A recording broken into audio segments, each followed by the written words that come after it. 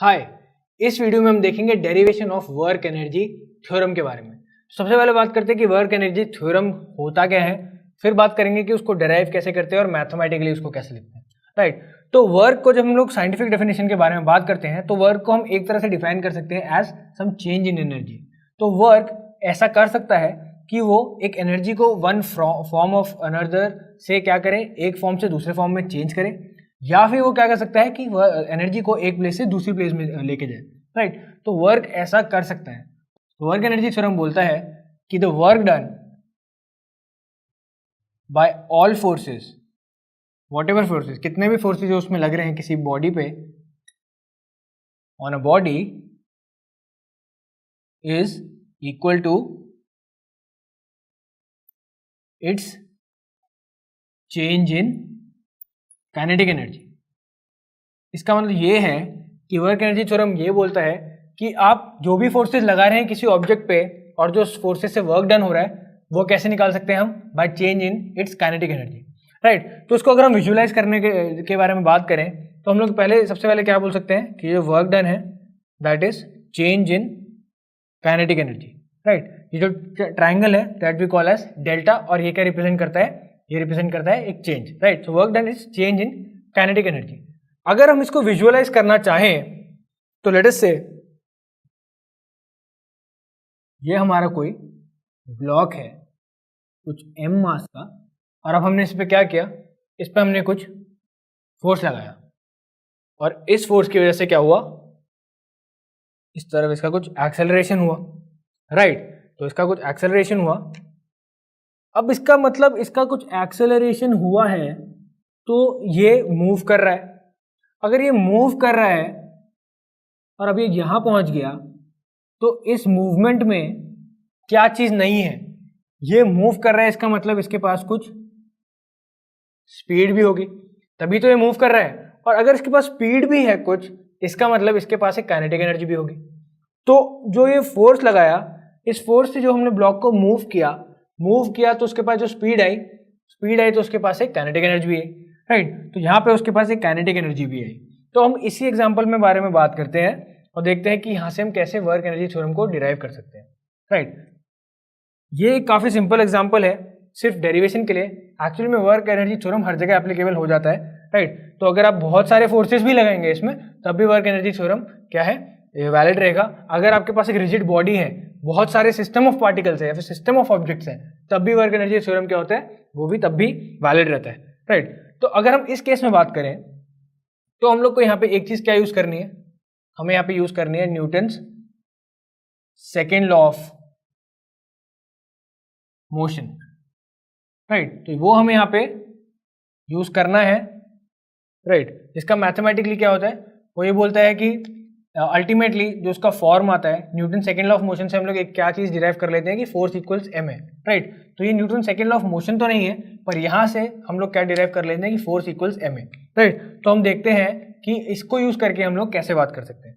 तो अगर यहाँ पे फोर्स है, इस ऑब्जेक्ट पे लग रहा है, तो अगर मैं इस ऑब्जेक्ट का फ्री बॉडी डायग्राम बनाऊं और मैं अगर उसमें यही बात करूं तो क्या है, एक उसका वेट लग रहा है नीचे, राइट, और एक्सेलरेशन है इस तरफ, और वही क्या है उसका फोर्स की वजह से। तो यहाँ पे force would be equal to m ए।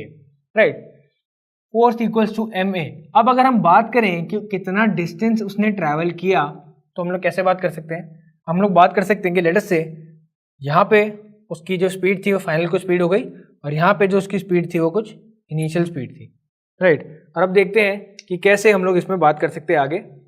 तो अगर इस पर बात करें तो अगर मैं वो डिस्टेंस निकालना चाहूँ तो वो मैं कैसे निकाल सकता हूँ, वो मैं निकाल सकता हूँ इक्वेशन ऑफ मोशन से। राइट, और अगर मैं इसके लिए यूज करूँ अपनी सेकेंड इक्वेशन ऑफ मोशन, या लेट अस से मैं इसके लिए यूज करूँ अपनी थर्ड इक्वेशन ऑफ मोशन, तो थर्ड इक्वेशन ऑफ मोशन क्या बोलता है कि v square minus v i square, मतलब जो है हमारा फाइनल स्पीड और initial speed, that is equals to acceleration, ये वही एक्सेलरेशन है जो यहाँ पे इस फोर्स की वजह से मिल रहा है, इनटू आर डिस्प्लेसमेंट, राइट। यहां से क्या है, अब अगर हम बात करें कि ये डिस्प्लेसमेंट कितना है तो आप बोलेंगे ये कितना है, ये इतना है। अब यहां से मुझे क्या चीज मिल गई, मुझे एक चीज मिल गई और यहां से मुझे मिल गई थी एक और चीज। तो लेट्स से ये मेरा इक्वेशन 1 है, ये मेरा इक्वेशन 2 है। अब इसके बारे में आगे बात करते हैं। इसके बारे में आगे बात करेंगे एक और चीज से, जो है कि अब हम निकालेंगे वर्क डन। अब वर्क डन निकालेंगे और अगर वो काइनेटिक एनर्जी के चेंज के इक्वल आ गया तो हमारा वर्क एनर्जी थ्योरम डिराइव हो गया, प्रूफ भी हो गया, राइट। तो वर्क डन कैसा होता है, वर्क डन हम लोग कैसे निकालते हैं, फोर्स इंटू डिस्प्लेसमेंट से, राइट। फोर्स इंटू डिस्प्लेसमेंट से अगर हम निकालना चाहें तो हम लोग यहाँ पे कैसे कर सकते हैं, वर्क डन निकालने के लिए हम लोग बात कर सकते हैं कि अगर हम अपनी इक्वेशन 1 और इक्वेशन 2 को मल्टीप्लाई कर दें तो हम लोग फोर्स और डिस्प्लेसमेंट को मल्टीप्लाई कर देंगे तो हमारा वर्क डन निकल जाएगा, राइट। तो चलिए वो करके देखते हैं। यहाँ पे वर्क डन होगा force into distance, that is ma into distance क्या है हमारा, vf square minus vi square upon 2a।